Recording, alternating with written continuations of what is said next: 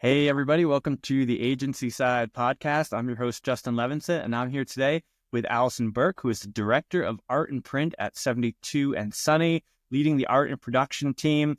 Thank you so much for being here today, Alison. Thank you for having me. Yeah, I'm excited to hear about your story and all that jazz. So maybe we can start by just asking how did you get into this particular space? I kind of got here by accident. I started off in menswear design and fashion and ended up then moving on to the editorial world in women's fashion at Marie Claire magazine.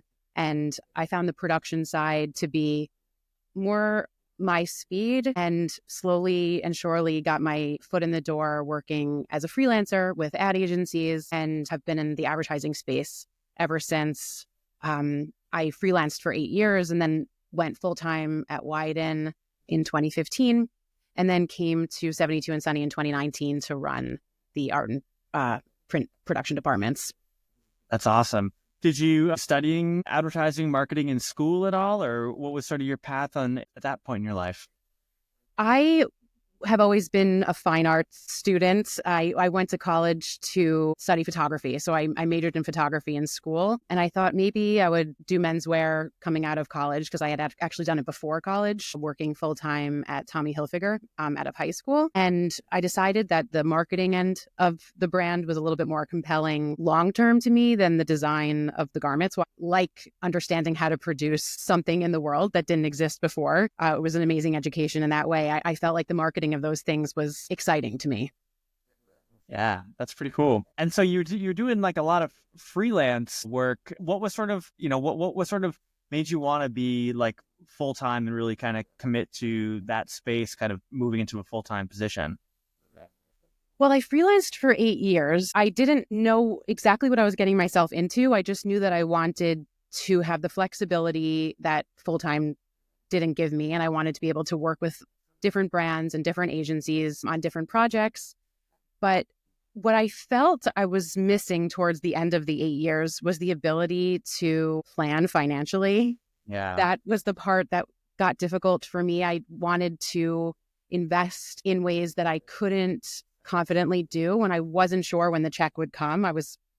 I didn't miss a day of work for 8 years. I worked regularly, but it was this pattern of getting the check and knowing I could put it away and not touch it that I didn't feel like I could really rely on confidently. So being full-time, I really felt like I could get my roots with people, get better at my craft, get feedback in ways that you don't necessarily get as a freelancer, and also start planning for the future financially. Yeah, no, that's really interesting. Maybe just for the guests or for the folks listening that might not know exactly what your role consists of, maybe you can explain to the novice what your day-to-day sort of looks like now. Well, I came to 72 to really be a part of the creative process at an early stage when we're coming up with ideas for brands, whether it's pitching or project-based work or AOR work. So, the teams have an idea and they come to art production to see how we can build a body of visuals that can help prove the idea or build the idea or come up with partners that could be good collaborators for us in the production part of the process. And then obviously, besides the creative craft part of our jobs, we execute the work as well. And so our day-to-day can look anything from digging into the internet to see what artists are out there and what kind of work could be compelling and great to share with the teams, or executing an idea, being on set, making sure things are going well and we're getting the best possible assets for our brands, or being in post in retouching or CGI, making sure that our assets are looking the best possible way that they can, and then executing it and pushing it out into the world through print production, which would come out, our out-of-home digital boards, banners. So there's so many different points of our where do you find artists typically, and what kind of things catch your eye typically when you're looking for them? I'm always looking on Instagram, in movies, television.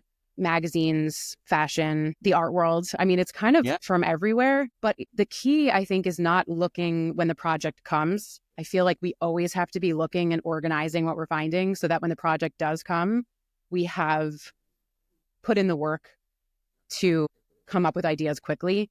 And we're able to really scratch beneath the surface to get like a diverse group of people doing the kinds of work that we're looking for. Yeah. And you had mentioned like production partners when you're, what does that kind of consist of? Like, who are those Well, people typically? our production partners, there's kind of a few of them. It's the artist. Yeah. So it's the right artist to understand what our clients are looking for and the right flexibility to know that there's like a client we're pleasing while also trying to make great work. It's a little bit of a delicate dance. And then the producers, to the production companies we work with to, have a set of great production partners just makes the production go so smoothly. It makes the client feel really good. We get the best possible work if everyone's comfortable and able to get a ton of work out of the day. So there's a couple different production partners. And then obviously post-production is a big part of that as well. And printing and proofing. And Yeah. we bring in a lot of partners. Yeah, that's pretty interesting. Maybe you could explain to me, what is art buying? I know that's a part of your gig. Maybe you can explain that as well. So art buying is essentially the process of finding and contracting an artist to execute work, whether that's original work, licensing, a body of work. So we get an idea, we go to several artists, we decide which artist is the right one. Everybody feels good, the budget looks good and feels good, and we contract that artist to do the work. So we're working really closely with our legal team. We're very familiar with contracts and terms and usage. And then we bring that person in officially for the production and to execute the idea till the very end. So that's the art buying process kind of in a nutshell. And then obviously you go into production with them and see that through. But I feel like technically the art buying process is that early stage. Yeah, that's interesting. So it's like you're constantly building up a roster of artists and looking for new people and keeping in touch. And then when the projects come, then it's a matter of you're reaching out directly to these artists, and then there's a negotiation of a deal. And depending on what it is that part of your job, doing that negotiating and what that is all about?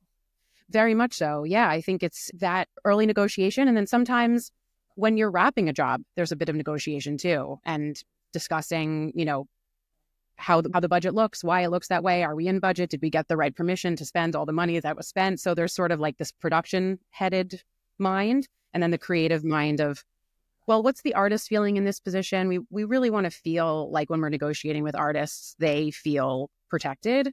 And then we're also trying to protect our clients. So being able to see it from everybody's side, I think is a good headset to be in when you're putting contracts together. Yeah, that's really fascinating. Not to keep double clicking on the same question or Oh, the that's same okay. topic, but just that I find it interesting myself. Are the artists typically represented by people as well, where you're going through another person before you're getting to them? Sometimes we have a lot of artists represented by agencies that represent a body, several artists with different specialties. But artists these days with the ability to market yourself on Instagram don't necessarily need an agent right away, or they feel it's not the right time, or they are comfortable doing it themselves. But we deal with artists that are and are not represented. Yeah. Are there like, I'm familiar like in the music world where there's sort of like royalties on stuff that you've, created that you sort of get back in the publishing and the performance. Is there any sort of like royalty that artists get too, or any sort of residuals that come if the art is repurposed through different things, or how does that work? Absolutely. Yeah, that's a big part of our work. Film is traditionally work for hire. So after the project is done, there isn't a licensing component. But with us, if the client is interested in extending our contracts, using it for longer than they anticipated, using it in different ways, sometimes it goes really well, and then suddenly you're making even more work than you anticipated. We go back to the artists and negotiate for additional terms, additional usage. And then the artist sometimes will give their work to Getty or, to other licensing components to their work down the line. and they can get royalties through the use of that work in that way as well. So the artist really does have several ways of making money after the job is complete and after the usage is wrapped. That's pretty cool. Is AI impacting your job and your relationship with artists and that sort of new thing happening out there? For sure. I think it's such an important new part of our world. It's impacting us in a couple ways. In post-production, it's an important part of how and when it's appropriate to use that. In concepting, because it's a great way to concept, but in terms of what you're referencing, we really need to be careful that whatever we're referencing is only from us and not from an open source, so that we're not pulling from other people's work. There's a little bit of a fine line being towed, I think, in advertising still, where we really have to protect the original idea to make sure that it's pure, and protect our clients to make sure that it's not being pulled from an open source. And the same thing in post-production. It all has to be closed source in order to be correct for IP. We're not exposing work that hasn't come out in the world through an open source. Like if our client has a new shoe, and we wouldn't put that on an open source system, because then it's not protected anymore because it's a private entity still. So there's a couple different ways that we can use AI, but we still have to be really careful with the ways that we're using it to protect everybody. Interesting. How does it get used in post-production? What is that like? The way that we've found it works sometimes is extensions. Like if we have a sky and we need more sky, it helps us get more sky depending on the orientation that it was shot and the orientation that we need. So sometimes extensions is a way that it can really help us. And that maybe saves a lot of money, because if you needed more sky, would you have to have normally just redone it again? And now you just can get more sky? Or we can license more sky, Okay. And then build the asset to have the licensed sky as an extension, for example. But the other part is like, are we able to take the asset and resize it a million different ways based on the work that needs to go out into the world? That's some of the programs we're looking at now are ways to help us create more work in a shorter period of time without it being so manual. So part of the trickiness is that our timelines are so condensed and our work isn't always locked by the time we need to make all these sizes. So AI works when you've got your concept totally locked down, and it can help you resize things in the ways you need it. But if you're still working and noodling things and doing a lot of customization to placements out in the world, it's not necessarily that helpful yet. So we're still pacing with everybody else. Like every day seems like a new development in AI, but we're finding the safest, best ways that we possibly can to integrate it. Yeah, that's really cool. What's your favorite part about your job? My favorite part about my job, I love working with artists. I love searching for artists. I also love bringing art and inspiration to my teams and the agency. It's really exciting to share ideas, share the things out in the world and get feedback from the creatives and feel a part of the creative process. I get really jazzed by that. And my favorite thing in the world is looking at art. So it sort of feeds into my personal passions as well. Yeah. Do you have any favorite artists or any things that our viewers or listeners could check out that you dig? Yeah, I don't know if you've seen the latest Dior show, but they recently had this fine artist do this huge embroidered mural. She's a painter, and they had her come and do this embroidered mural throughout the entire show. That was amazing. There's some really, right now, Paris Fashion Week is super exciting. Willie's show is amazing. And the way that he's collaborating with Kendrick Lamar, I don't know, there's just like so many cool collaborations right now. So right now my head's kind of in Fashion Week, but normally I'm looking at what the museums have and looking at young artists and what they're coming out with. A lot of the LA fire relief prints are being made to raise money. So I'm loving seeing what kind of prints are available to help raise money there. So yeah, it's a daily endeavor for me. Yeah, that's great. Do you travel a lot, or is that like with your gig? Is that part of your job as well? Are you mostly in LA, or what's that like? For work, I go on set when it makes sense. Sometimes I'm EPing a job. Sometimes I can't, or there's a conflict, or there's multiple shoots happening at one time. So Yeah, there's a little bit of travel. I'd say, 4 to 5 times a year we have to travel. I have, personally travel. But personally, I love traveling. I don't get to do it as much with a 7-year-old, but I get a ton of inspiration traveling. I've thankfully got a lot of my travel out of my system prior to having my son because I knew it would be harder. So I definitely traveled a lot of places on my own to get it out of my system and see the world. That's great. Yeah, I didn't really realize before having kids that I was not going to travel as much. I remember like right before we had our first child, I went to Germany to do a music tour that I did for about a month, and yeah, I did like something like 30 shows in 1 month. And when I came home, I was like, yeah, I think I could do this. I know the kid's going to be born pretty soon, but I can see myself doing this every year. I think this was, yeah. And my wife kind of looked at me like, okay, all right, we'll see about that.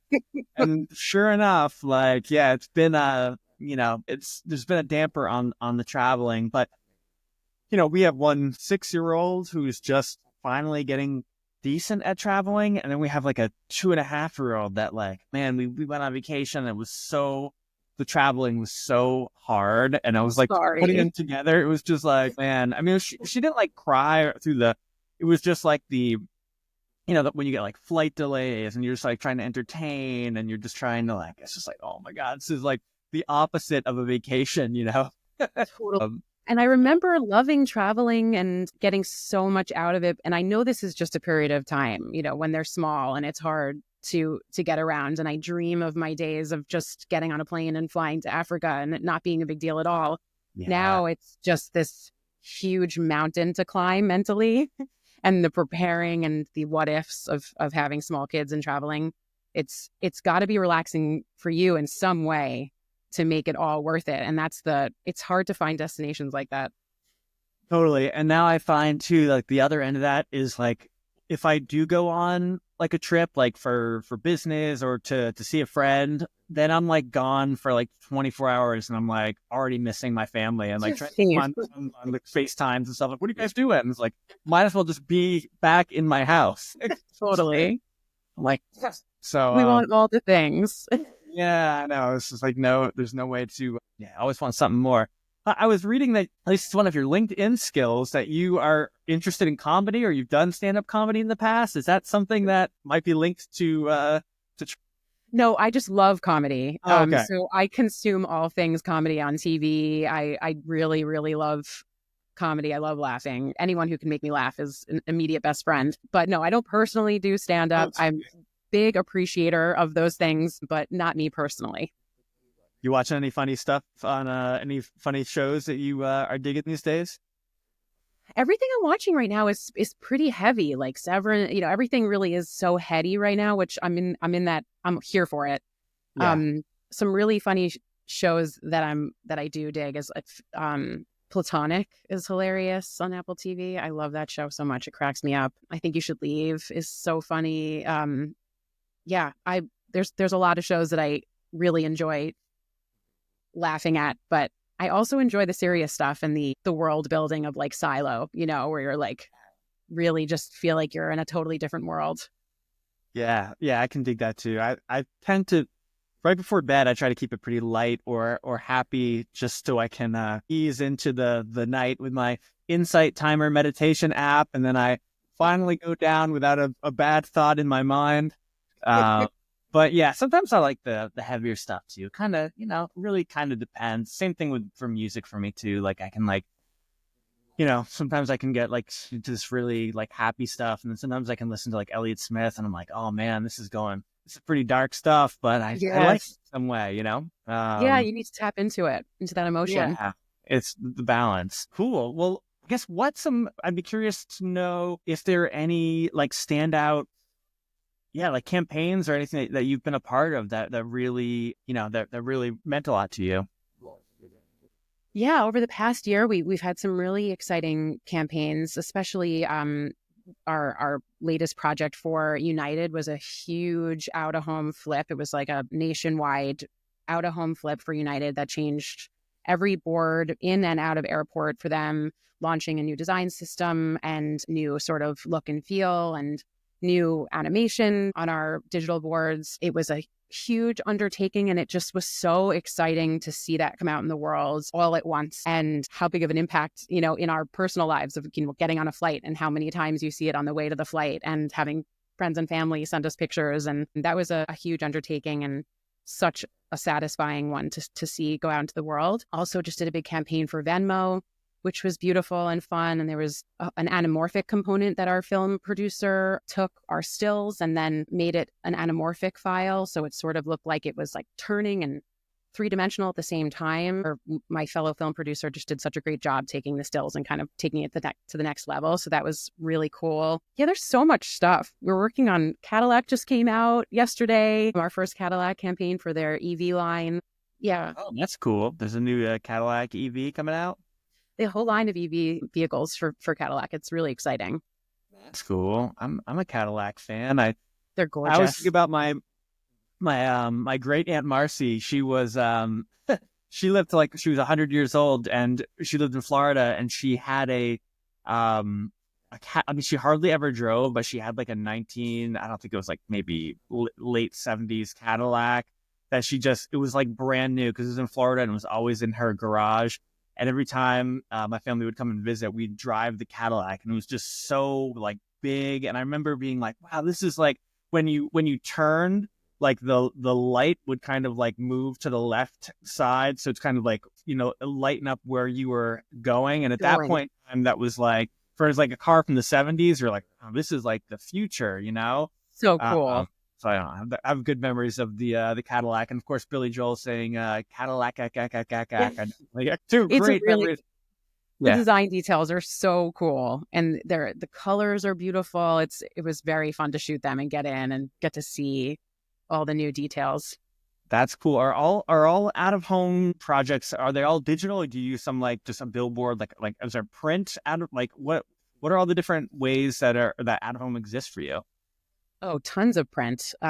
So out of home is kind of lives in like huge digital billboards, bus shelters, printed boards.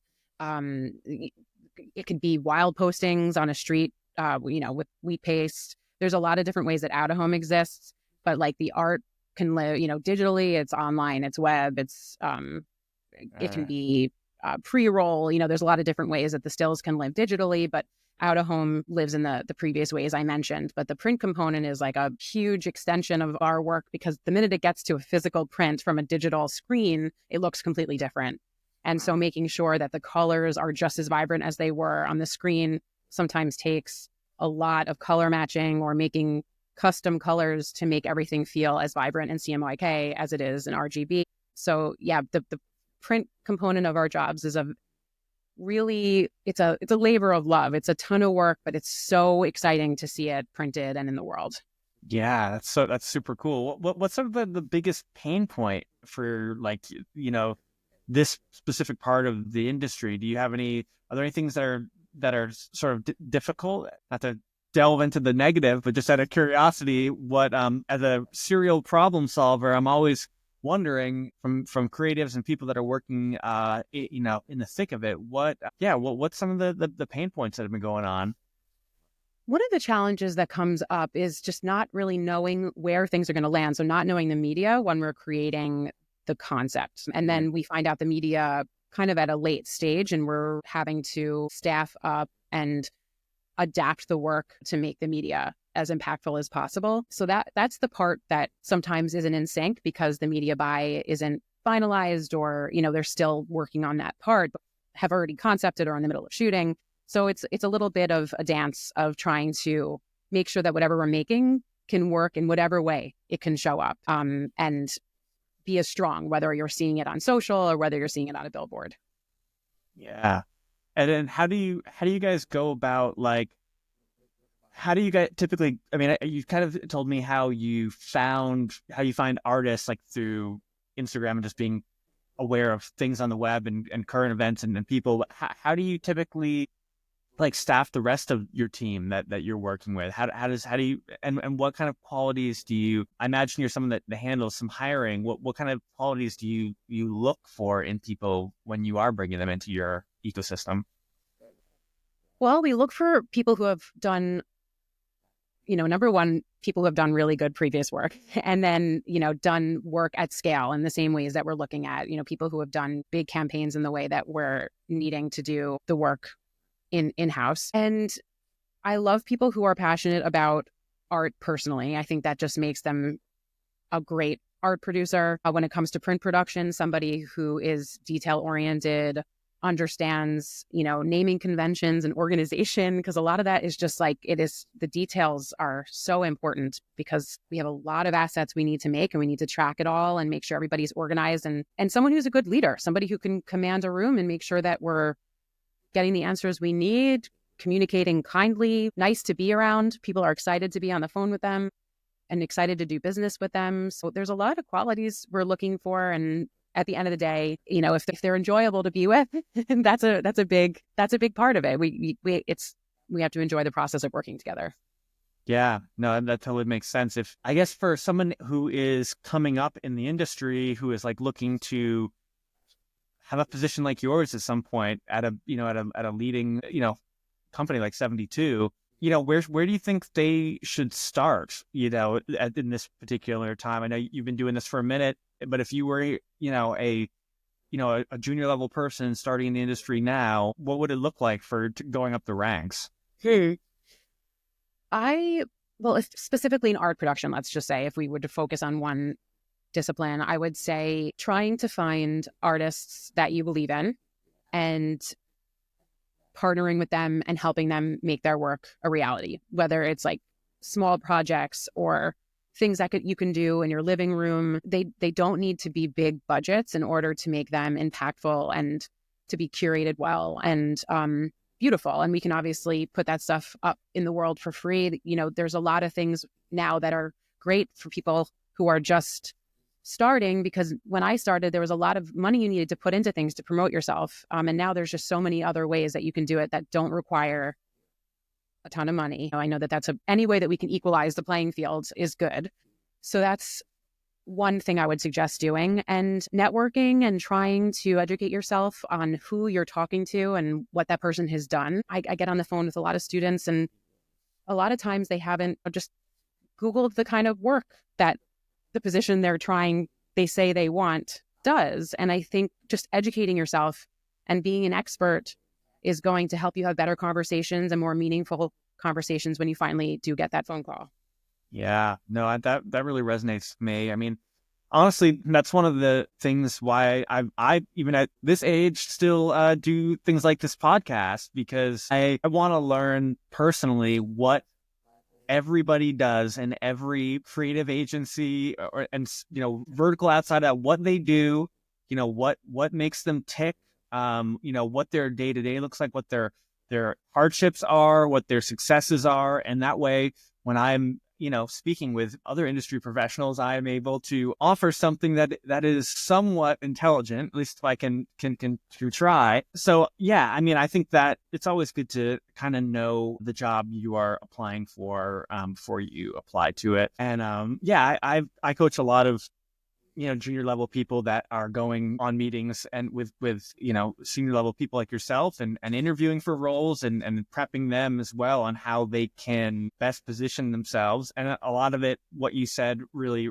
resonates. Usually it's the classic stuff, like you take a look at some of the work they're doing and the campaigns that they're doing, say you like them and why you like them. Yeah, I mean, just kind of like basic stuff, but you'd be surprised that it's actually not only just junior level people too that sometimes miss those details when they are on meetings. And it's like sometimes people who have been in the game for a long time sort of forget what that etiquette is like. And so even at my age or any age, I think, yeah, it's good to get those interviewing skills and being able to advocate for yourself and tell people what your value is, because you've got to be your best. You're going to be your best advocate out there. yeah, I'm always interested because, yeah, I want other people who are listening. The people that will be listening to this podcast, I imagine, are a variety of people at different levels. So we have people that are listening that are, I mean, we know that they are a variety of different levels that have been listening from the feedback we've been getting. But yeah, some are junior level and they're looking to see somebody more senior like yourself and seeing a path that they can take to get to a higher level. Maybe they're a production assistant or some coordinator or some lower level. And, when you start those roles and every dollar counts, seeing where you are to like being a director seems like an eternity. And True. how you get there can be pretty arduous. So, the podcast is important for those folks to be able to get that information.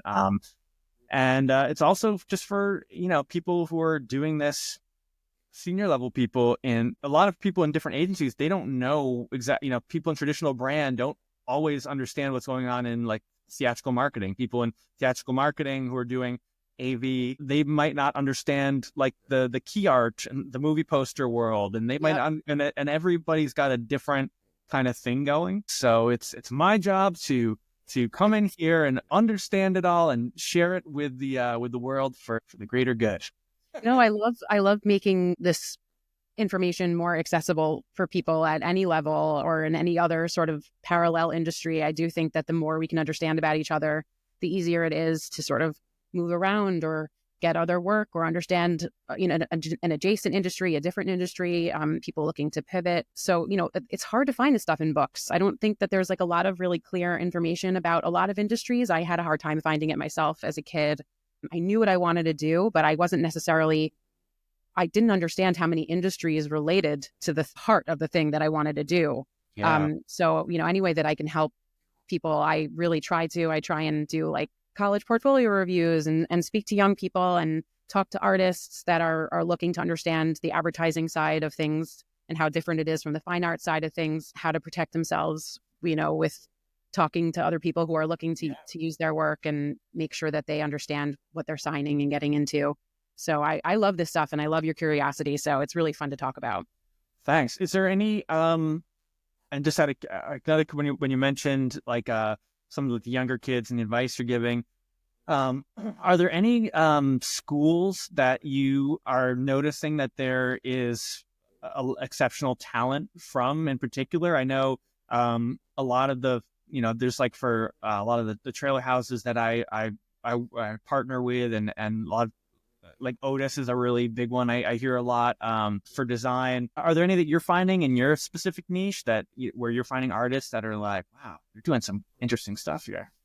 I don't necessarily feel it's one particular school. I'm not sure that I'm not looking at the school that the person went to necessarily either, as much as just the work itself. But what I am seeing is that a lot of really, really great artists are living in markets across the country. It's not just the coast. It's not just the big cities, but some of the like most exciting things are happening in the smaller cities like Chicago, Atlanta. Like there's just some really cool, and not that those are small cities, obviously. Fair Just enough. Yeah. Right. yeah, it's just like some of the markets that aren't as obvious Yeah. are really coming out with some incredible artists, and it's exciting to know that if we have a shoot in these places, it's easy to get someone who lives there to do it, or to take the idea to the next level, and we don't have to fly people in. Like those people are existing there, so it's exciting to see that. Yeah, that's awesome. We just have a couple minutes left. I usually like to, at the very end of the conversations, I'm always curious, what else interests you outside of work? Do you have any other hobbies or passions or things that you enjoy outside of the day-to-day of work? Oh yeah, definitely. I paint as much as I can. I'm an avid painter and drawer, and any moment I can, I'm either like taking a watercolor class or painting with acrylics. And so that's like my personal Yeah. love and passion. And spending time with my family and hiking and being outside is another. So that's like what we do all together as a family. I love art and I love making art. So you'll see some painting stuff pop up on my Instagram every so often when I get a moment to myself. Yeah. Do you have any like aspirations to lean into that side a little bit more too? Or do you, just out of curiosity? Yeah, totally. I have daydreams of retiring and painting, and that being, working out of a little art studio. I definitely daydream about that. Yes, Yeah, one day. I definitely do that too. I imagine this retirement one day where I'm just sitting around playing piano all day long, and that I don't do anything. I tell my dad this all the time, and my dad's like, "You don't want to do that. You don't understand. Like, you're gonna be so bored, and it's gonna be you're eventually." Because my dad, he spends a lot of time playing guitar, and he's retired, so I think he's trying to get me like, don't rush it. Enjoy what you're doing. But Yeah, it's good to be busy. It's a good age to be busy, I think. yeah, definitely. This is a good time. But Allison, thanks so much for talking and giving us your unique perspective on all this stuff and offering value to the folks that are listening. And I hope we can continue conversing in the future and maybe have you back on. And thank you so much. Thank you so much for having me. It's so great to talk about. I really hope it resonated with somebody. Sure. Well, I do value the time and have a great rest of your week. Thank you. You too. All right. Take care. Bye.